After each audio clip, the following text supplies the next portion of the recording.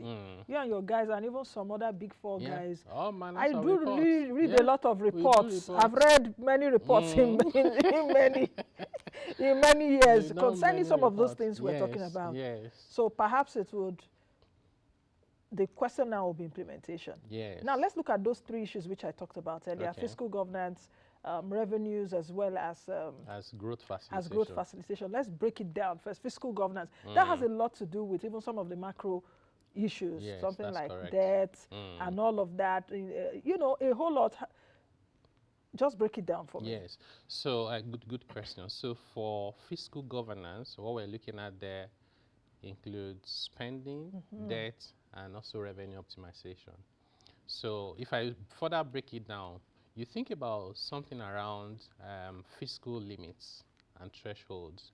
If the Fiscal Responsibility Act says don't borrow more than this percentage of GDP, your budget deficit must not exceed certain amounts. Sometimes those laws will give you exceptions for emergencies or war or natural disaster, and then we pretend that that's what we've been going through every single year. It doesn't seem appropriate.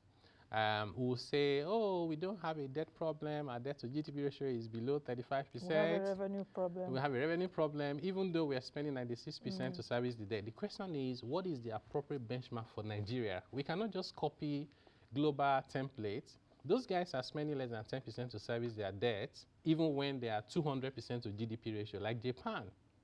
We haven't hit 40%. 40%, yes, yeah. We're already spending the entire revenue to service debt. So it has to be that there's a different model and threshold that should work for us. In fact,